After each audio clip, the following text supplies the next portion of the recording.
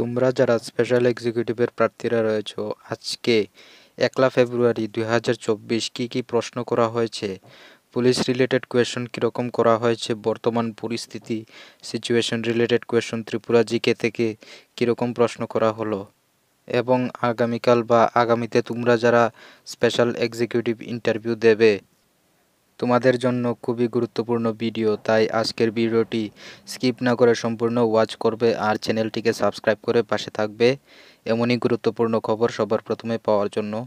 আর আরেকটা কথা মাথায় রাখবে যে সবাইকে কিন্তু একরকম প্রশ্ন করা হচ্ছে না, প্রত্যেক ক্যান্ডিডেটকে তাদের নিজস্ব কোয়ালিফিকেশন অনুযায়ী প্রশ্ন করা হচ্ছে। যেমন তুমি যদি মাধ্যমিক বা 8 পাস থাকো তাহলে নর্মাল বেসিক প্রশ্ন করা হয়, আর তুমি যদি হায়ার এডুকেশন করে থাকো তাহলে স্ট্যান্ডার্ড কোয়েশ্চেন করা হয়। তাই তোমরা ভালো করে বুঝে ইন্টারভিউ প্রিপারেশন নিতে থাকো। আর আমাদের যে স্পেশাল এক্সিকিউটিভের সাজেশন রয়েছে সেটাতে সব কিছু ইনক্লুড করা হয়েছে, নর্মাল বেসিক প্রশ্ন থেকে শুরু করে হায়ার এডুকেশন ভিত্তিক পর্যন্ত প্রশ্নের সেট আপ করা হয়েছে, জিকে কারেন্ট অ্যাফেয়ার্স সব কিছু উল্লেখ করা হয়েছে। তোমরা চাইলে সংগ্রহ করতে পারো এই নম্বরে হোয়াটসঅ্যাপ করে 6033359067। ওকে, তো চলো দেখে নিই কী প্রশ্ন করা হয়েছে। এই প্রশ্নগুলো তোমাদের থেকেই একজন আমাকে ফিডব্যাক দিয়েছে যে এইগুলি কোয়েশ্চন করা হয়েছে। প্রথম প্রশ্ন হলো জিকে থেকে। 1 নাম্বার, ভারতের জাতীয় পতাকার উচ্চতা ও দৈর্ঘ্য কত? আনসার কি হবে তোমরা সবাই জানো, 2:3। আর জাতীয় পতাকা সম্পর্কিত অল ডিটেলস কোয়েশ্চনস আমরা আমাদের নোটের মধ্যে উল্লেখ করেছি, যা A to Z পেয়ে যাবে। এমনও প্রশ্ন করতে পারে জাতীয় পতাকা অনুযায়ী যে ভারতের জাতীয় পতাকার মধ্যবর্তী চক্রটির নাম কি? অশোক চক্র। তারপর এমনও প্রশ্ন করতে পারে জাতীয় পতাকা কে তৈরি করেন? মনে রাখবে পিঙ্গালি ভেঙ্কাইয়া, এটা সবসময় মনে রাখবে। ঠিক আছে, নেক্সট কোয়েশ্চন কি করা হলো 2 নাম্বার, ত্রিপুরার বর্তমান রাজ্যপালের নাম কি? দেখো, অল স্টেটের রাজ্যপাল, মুখ্যমন্ত্রী, মিনিস্টার সবগুলো কিন্তু আমি প্রথম থেকেই তোমাদেরকে পড়তে বলেছি, এইগুলি থেকেই তোমাদেরকে বেশিরভাগ প্রশ্ন করা হয়েছে। আচ্ছা, আমাদের রাজ্যের রাজ্যপালের নাম হলো ইন্দ্রসেনা রেড্ডি, এটা মনে রাখবে, ইন্দ্রসেনা রেড্ডি। এইগুলি বারবার ফলো করবে, এইগুলি তোমরা শুধু স্পেশাল এক্সিকিউটিভ নয়, অন্যান্য পরীক্ষায় অনেক হেল্প হবে।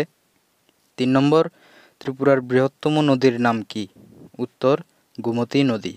দেখো, ত্রিপুরার যতগুলি নদ নদী রয়েছে তোমরা সবগুলি ভালো করে পড়বে। গত 29 তারিখ থেকে ম্যাক্সিমাম ক্যান্ডিডেটকেই আমি ফিডব্যাক পেয়েছি এই নদ নদী রিলেটেড প্রশ্ন করা হচ্ছে, তাই তোমরা সব নদ নদী ডিটেলস পড়ে যাবে, আমাদের নোটসে উল্লেখিত রয়েছে। ওকে, এরপর এমনও প্রশ্ন করতে পারে ত্রিপুরার ক্ষুদ্রতম নদী কোনটি?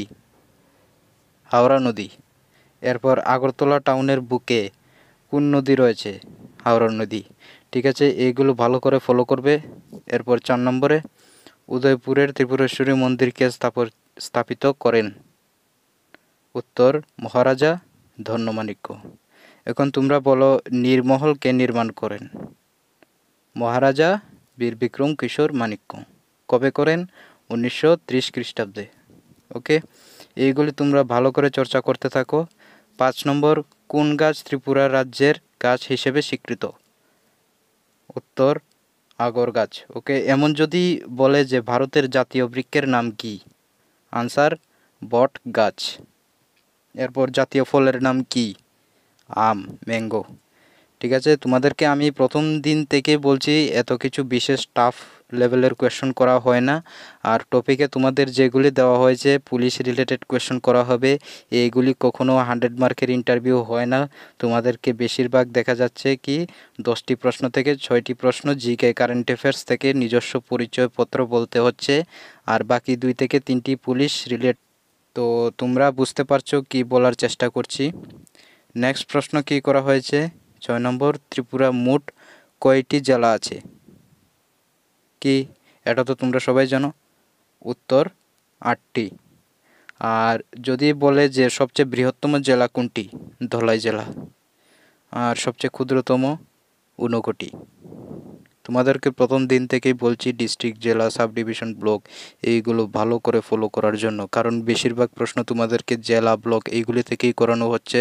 এরপর 7 নম্বর কিছু কিছু তোমাদের সিচুয়েশন বেসিসে প্রশ্ন করা হয়েছে। একজন ক্যান্ডিডেটকে কে প্রশ্ন করলো 7 নম্বরে, তুমি স্পেশাল এক্সিকিউটিভ কর্মী হিসেবে যদি তুমি কোনো সন্দেহজনক কাজে দেওয়া হয় তাহলে তুমি প্রথমে কী পদক্ষেপ নেবে বা কী স্টেপ নেবে? এটা তোমাদের বেসিক, এটার উত্তর এত কঠিন নয়। তুমি কি বলবে যে প্রথমত আমি কমান্ডিং অফিসারকে ইনফরমেশন দেব। ঠিক আছে, প্রথমত আমি কমান্ডিং অফিসারকে ইনফরমেশন দেব। এরপর কমান্ডিং অফিসার বা পুলিশ কর্তৃপক্ষ যতক্ষণ না পর্যন্ত ঘটনাস্থলে না পৌঁছায় ততক্ষণ পর্যন্ত আমি নজরদারি করতে থাকব এবং করব। শেষ, আর কোনো কিছু বলার, এক্সট্রা বলার দরকার নেই। এরকমই সিম্পলভাবে উত্তর দেবে। এরপর 8 নম্বরে স্পেশাল এক্সিকিউটিভের অর্থ কী?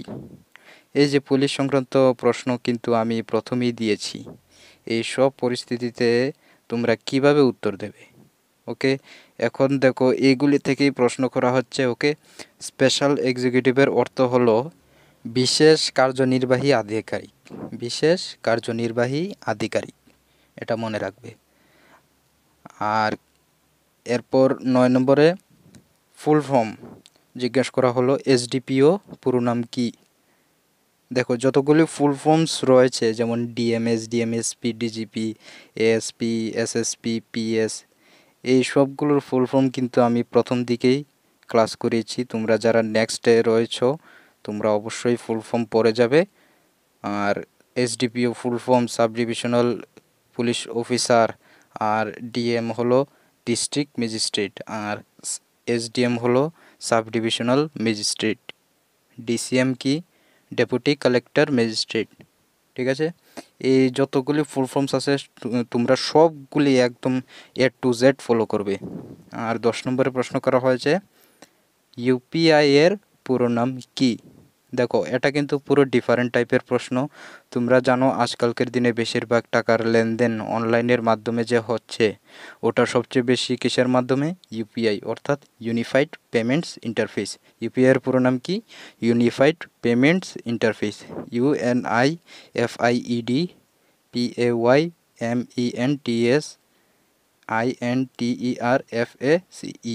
Unified payments interface. ঠিক আছে, আর তোমাকে যদি বলে একটি ইউপিআই পেমেন্ট করা যায় অ্যাপ্লিকেশনের নাম বলো।